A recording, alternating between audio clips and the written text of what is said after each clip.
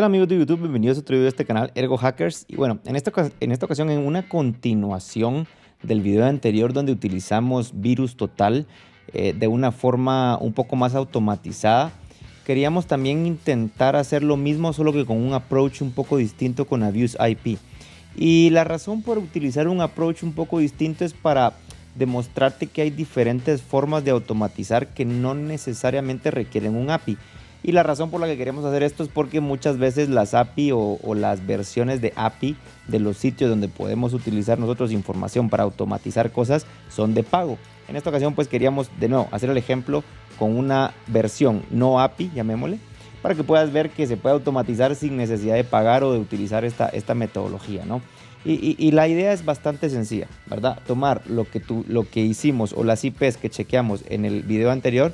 De hecho, si te interesa ver el video anterior, te lo dejamos al final del video y en la descripción del mismo, para que veas que se puede automatizar tanto en Virus Total y en este caso Abuse IP. ¿Y qué es lo que vamos a automatizar? Es chequear IPs o dominios maliciosos en bases de datos conocidas, llamémosle así. El video anterior fue Virus Total, este video será Abuse IP, ¿verdad? Y bueno, ¿cómo haríamos normalmente? Aquí tengo yo un archivo que bueno, se llama, la última vez le pusimos bt.txt, que tiene una serie de IPs, ¿verdad? Y normalmente lo que iríamos es ir a consumir Abuse IP o a la página de Abuse IP, ¿verdad? Poner cada IP manualmente de las que tenemos acá atrás.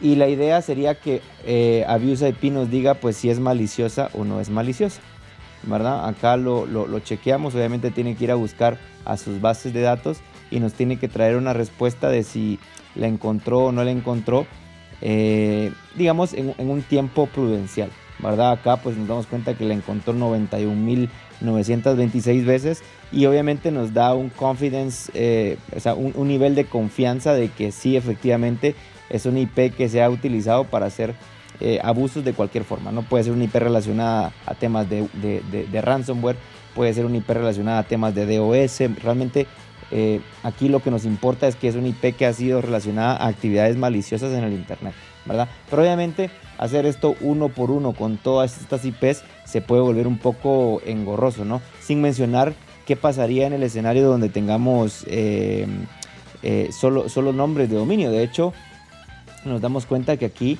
se está relacionando a este dominio. Lo que podríamos hacer si nosotros tenemos dominios, que obviamente también lo podríamos poner acá en Virus Total, perdón, en Abuse IP. Vamos a quitarle los espacios en blanco que tiene esto. Lo podríamos poner y ver si esto pues nos trae algo, ¿no? Que si se dan cuenta, no resuelve a la misma IP y puede tener un poco de truco, ¿no? Porque en este caso nos dice que el dominio pues no ha sido encontrado en una base de datos. Entonces es un poco peligroso cuando jugamos con el Reverse DNS Lookup, y el DNS Lookup se puede convertir en un poco peligroso. Pero si nosotros tenemos el dominio, lo que podríamos hacer es utilizar la herramienta acá en Kali que se llama DNSEnum, ¿verdad? DNSEnum. Y bueno, aquí ya tenía un ejemplo yo de cómo podríamos hacerlo, pero bueno, acá si quisiéramos poner esta IP o este nombre de dominio que fue la que nos trajo inicialmente Abuse IP, pues nos va a dar una serie de IPs que podemos nosotros utilizar. Y de hecho, si vamos a ver las IPs que estaban aquí arriba, veamos si alguna de estas pues efectivamente es de las que está hosteada. De hecho tendría que ser la 185. Si vamos para atrás acá, tendría que ser la 185.191, que es la primera que está acá. Y cuando hacemos el DNS Lookup, pues no veo ninguna 185 por acá. Entonces, mucho cuidado con los DNS Lookup y los Reverse DNS Lookup, ¿verdad? Porque nos puede pasar esto, ¿verdad? Y aquí sigue trayendo pues más datos, no me interesa ya, voy a borrar esto. Entonces tenemos la opción de convertir FQDNs o nombres de dominio a IPs, ¿verdad? Y con las IPs pues ahí sí podríamos verificar esto, pero de nuevo, en un intento, un proceso muy manual. Sin embargo, GitHub pone a nuestra disposición la base de datos. De hecho, si yo me voy a la URL que podríamos nosotros utilizar, voy a copiar y pegar una URL acá. Todas estas IPs ya están en una base de datos en texto plano, llamémosle así. Si nosotros vamos aquí, vemos que esto fue actualizado hace 6 minutos. Es una base de datos que se mantiene constantemente actualizada. Y si yo le doy clic en cualquiera de estas, pues me va a llevar a una serie de IPs que se encontraron, ¿no? Entonces aquí me dice cuándo fue la última vez que se actualizó, pues de nuevo, hace muy poco. Y aquí está la base de datos que si nos damos cuenta, miren cómo se mueve de lento el cursor, porque efectivamente son muchísimas IPs, muchísimas IPs. Sin mencionar que estos son muchos documentos también. Entonces tenemos una base de datos muy enriquecida, constantemente actualizada y que está en texto plano. Entonces podríamos aprovechar a utilizar todas estas bondades de GitHub, ¿no? De hecho, exactamente la misma URL, yo lo que puedo hacer es hacer un git clone nada más para tener esto offline. Que se puede hacer de forma online, sí, pero bueno, si la podemos hacer offline y tenerla acá. Ventajas, es mucho más rápido. Desventajas, hay que estar descargando la última versión constantemente. Entonces, ahí sí que, como dirían por Estados Unidos, elige tu veneno, ¿no? ¿Cuál de las dos quieres utilizar? Si la versión online que está constantemente actualizada o la versión offline que te da un poco más de facilidad, pero no está constantemente actualizada, a menos que tú estés ejecutando este comando pues cada vez que lo haces y te das cuenta que tampoco es como que descargues mucha información, ¿verdad? Y una vez tengamos esto, vamos a crear nuestro archivo en Python, pongámosle abuseip.py, ¿verdad? Y aquí lo que voy a hacer es copiar y pegar un pedazo de código que yo creé para ustedes y se los explico poco a poco, ¿no?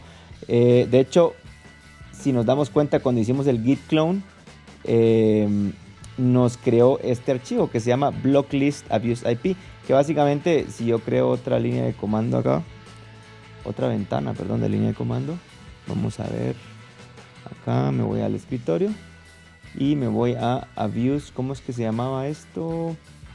Blocklist, vamos a blocklist.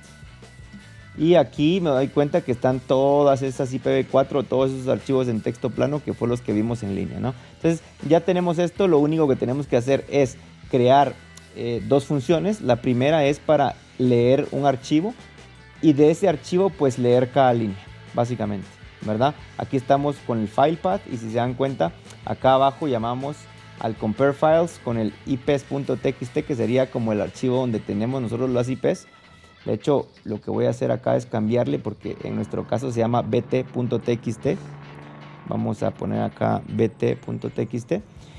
Y bueno, vamos a iterar sobre cada línea de ese archivo y sobre cada archivo que está dentro de esta dirección vamos a abrirlo porque me interesa abrir todos estos archivos que tengo acá y me interesa comparar cada una de las líneas que están en este archivo contra todos los archivos que están dentro de este directorio, ¿verdad? Básicamente lo que quiero es que cada IP, de hecho si yo hago un cat, me voy a ir a home Kali desktop bt.txt. Lo que yo quiero es comparar cada una de estas IPs con absolutamente todas estas bases de datos, llamémosle, y que me diga si es maliciosa o no.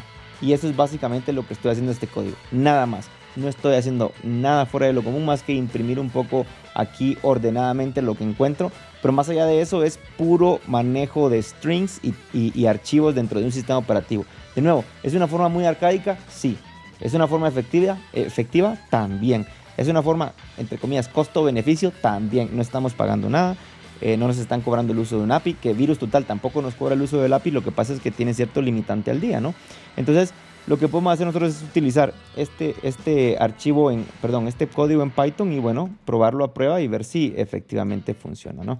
Abuse IP y tal cual nos dice cuántas veces se encontraron, más bien en qué base de datos está y nos dice cuántas veces o qué IPs han aparecido acá. Y de esas IPs pues podemos dar cuenta que es la mayoría de la que nosotros hemos tratado de encontrar o hemos encontrado acá, ¿verdad? Está la 185, la 206, la 107, etcétera, etcétera. Y bueno, todas estas están acá. Entonces, esto ya nos puede dar un indicador. Y en especial si lo combinamos con el video de la semana antepasada, ¿no? Con el video de cómo chequear esto o cómo conectarnos vía API hacia VirusTotal, podemos tener realmente un script que nos trae un nivel de información muy importante, en especial si nosotros somos partes de un SOC, ¿no? De un Secure Operations Center, para descartar falsos positivos, porque muchas veces esto es un approach muy plano. Aparece, sí, perfecto, pero no nos dice cuántas veces aparece, ¿no? O cuántas veces fue reportada. Entonces, sin embargo, si combinamos esta salida con lo que nos puede dar el script de VirusTotal, donde cuántos motores lo reportaron, podemos empezar a descartar falsos positivos y obviamente setear nuestro nivel de riesgo, ¿no? Si nosotros queremos decir, bueno, a partir de 5 motores que lo encuentre dentro de virus total, y si esto aparece también en Abuse IP, yo lo considero como malicioso y automáticamente lo bloqueo. Sin embargo, si aparece en una sola base de datos de Abuse IP y lo detectan solo 2 motores de virus total, pues de repente es un falso positivo y lo tengo que investigar un poco más a fondo, ¿no? Y si no aparece en ninguno de los dos, pues simplemente es un falso positivo y listo, ¿verdad? Entonces tenemos que hacer un análisis acá de qué nos conviene y qué no nos conviene, pero bueno, esta es otra forma fácil de chequear si alguna IP o algún número de dominio es malicioso dentro de lo que nosotros estamos detectando, ¿no? Y de nuevo, si lo quieres combinar con el video anterior, pues te va a quedar aún mejor. Pero bueno, si aprendiste algo nuevo, te gustó el video, por favor dale like, suscríbete, nos va a ayudar muchísimo. Pero sin más, nos vemos a la próxima.